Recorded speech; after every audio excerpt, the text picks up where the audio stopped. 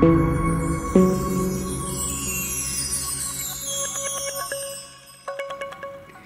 Jean-Marc, aujourd'hui, tiercé, quarté, quinté dans le désordre pour plus de 9 800 € de gains. Bonjour et merci Madame Colombo. Bon, je vais essayer de faire aussi bien ce mercredi à Reims, quinté difficile. Et là aussi, j'ai trouvé des outsiders, des tocards qui peuvent corser les rapports. Alors, on y va au petit trot. Pour moi, je pense que le 3 Harmonie de Brévol a une belle chance au premier poteau. J'aime bien Pierre-Yves Herva qui est un réussite. Ce numéro 3 est à mon sens une bonne favorite. Et au 25 mètres, il n'y a pas photo. Le meilleur, l'un des plus riches, c'est le 15 Edic Gemma, mené par Benjamin Rochard. C'est une chance très régulière. Puis mon jeu de la finale, le 15, appelle le 5 Harley d'Ourville. Alors là, c'est facile parce que je suis un fan de l'entraînement moquet. Ils préparent depuis longtemps, j'ai remarqué qu'ils préparent, ils bichonnent leurs chevaux quand ils viennent sur l'hippodrome. Leurs chevaux sont toujours super bien brossés, présentés. Donc un entraînement que j'aime beaucoup. Ils en mettent deux, je mets les deux sans l'ombre d'un doute. Et je préfère le plus jeune, forcément, le 5 LA d'Ourville que je mets devant le compagnon de boxe. Le 7 Groupie Duquesne, ils ont exactement la même chance. Ce sont les aléas de la course qui vont les séparer. Et avec peut-être un peu de bonheur, peut-être que l'un ou l'autre va gagner.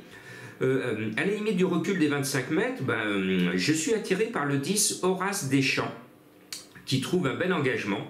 Son papier n'est pas génial, mais attention, danger.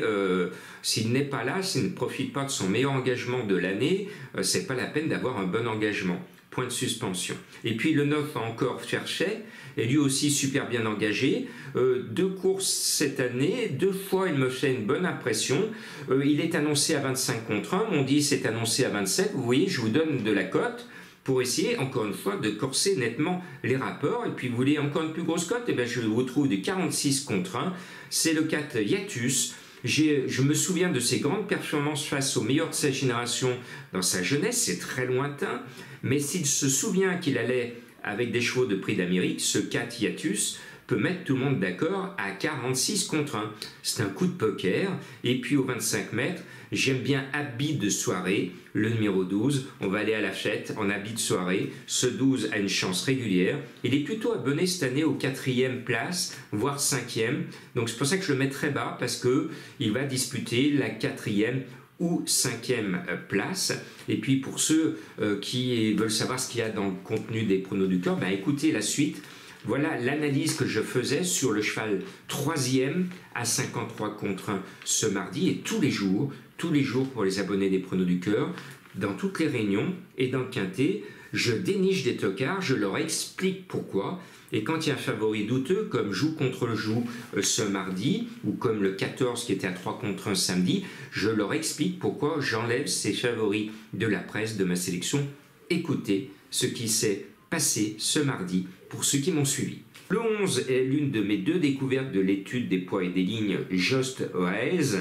C'est la 2e cartouche foin. Là, c'est le jockey Charon qui est confiant. Le cheval court peu, dans l'ensemble bien.